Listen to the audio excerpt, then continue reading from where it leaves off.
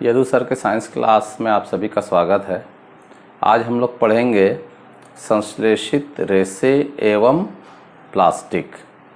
बच्चों, हमारे दैनिक दिनचर्या में बहुत सारे ऐसे वस्तुओं का प्रयोग करते हैं जो रेशों से बने होते हैं।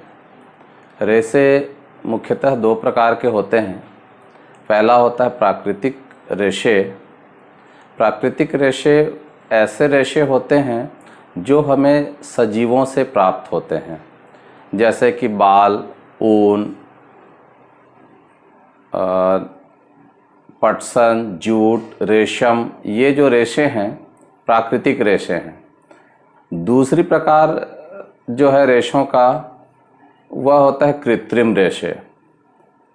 मनुष्य के द्वारा रासायनिक पदार्थों का प्रयोग करके जब रेशे बनाए जाते हैं तो ऐसे रेशों को हम कृत्रिम रेशे कहते हैं। कृत्रिम रेशे बहुत से प्रकार के होते हैं।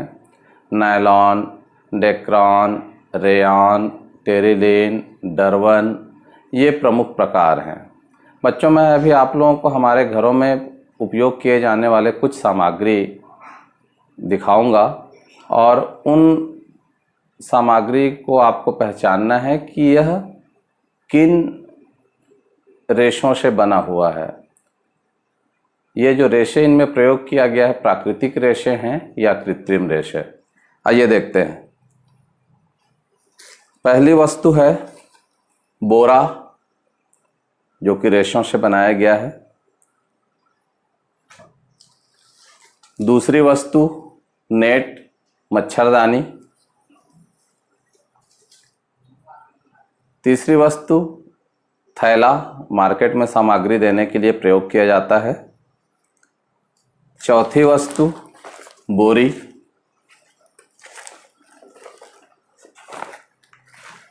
इसी प्रकार से ये एक खास उदाहरण सुहई।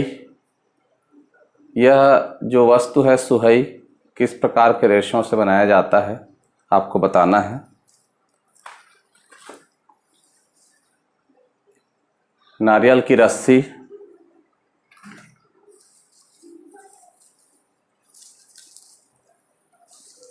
पैरा की रस्सी,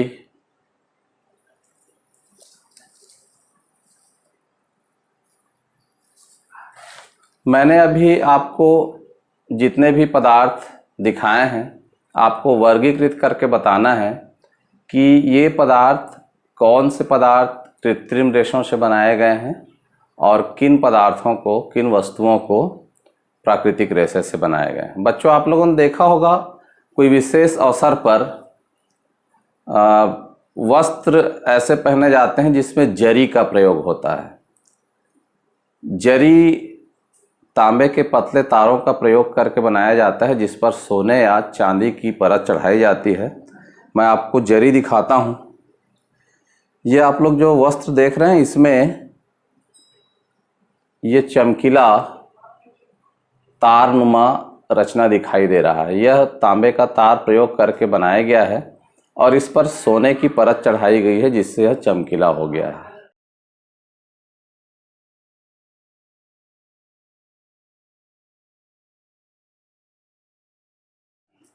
ये आप मेरे हाथ में आप लोग माला देख रहे हैं, मोतियों से बना हुआ माला है। इसमें अलग अलग मन के धागे पर पिरोए गए हैं इसलिए इनका स्वरूप एक सा दिखाई देता है। तो इसी प्रकार से संश्लेषित रेशों में छोटी छोटी इकाइयों का प्रयोग किया जाता है जो कि रासायनिक पदार्थ से बने होते हैं और ये जो छोटी छोटी इकाइयां हैं मिल करके एक बड़ी इकाई बना लेती हैं। इसे ही हम बहुलक या पॉलीमर कहते हैं। प्रकृति में भी बहुत से बहुलक पाए जाते हैं। आप कपास देख रहे हैं। कपास सेल्यूलोज की बनी होती है और सेल्यूलोज में ग्लूकोज नामक पदार्थ की इकाइयां जुड़ जुड़कर बहुत लंबे पदार्थ में परिवर्तित हो जाती हैं। इस प्रकार से कपास में हम धागे प्राप्त करते हैं जो कि सेल्यूलोज की बनी हुई होती है। बच्चों, इसी प्रकार से आप लोगों ने कारखाना से प्राप्त बहुत सारे पदार्थों को देखा है, जानते हैं। बोतल, प्लास्टिक की रस्सियाँ, बाल्टियाँ, प्लास्टिक से बनी हुई सामग्री, ये भी बहुलक के ही उदाहरण हैं। संश्लेषित रेशों के प्रकार। संश्लेषित रेशे मुख्यतः 4 प्रकार के होते हैं, जिनमें से पहला है रेयॉन। बच्चे आप लोग जानते हैं सेरीकल्चर के द्वारा रेशम को प्राप्त किया जाता है, और रेशम जो है रेशम कीट से प्राप्त किया जाता है। रेशम का कीट शहतूत के पेड़ पर बहुत अच्छा विकास करता है और इसे हम सेरीकल्चर के माध्यम से प्राप्त करते हैं। रेशम से बने कपड़ों की बुनावट बहुत अच्छी होती है, देखने में सुंदर लगती है, इसीलिए रेशम काफ़ी महंगा होता है। इसीलिए 19वीं शताब्दी में कृत्रिम रूप से रेशम बनाने के बहुत सारे प्रयास किए गए। 1855 में जॉर्ज आडुमास नामक वैज्ञानिक ने सबसे पहले काष्ठ की लुगदी का रासायनिक उपचार करके कृत्रिम रेशम या रेयान को प्राप्त करने में सफलता पाई। रेयान, जिसे हम कृत्रिम रेशम के भी नाम से जानते हैं, संश्लेषित रेशा होता है।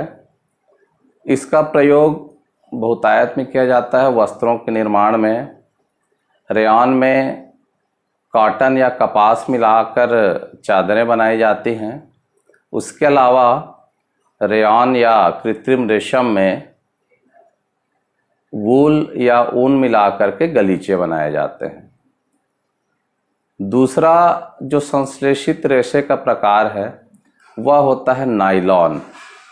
नायलॉन ऐसा संश्लेषित रेशा है जो पूरी तरह से केवल रासायनिक पदार्थों से बनाया गया पहला प्रकार का संश्लेषित रेशा है।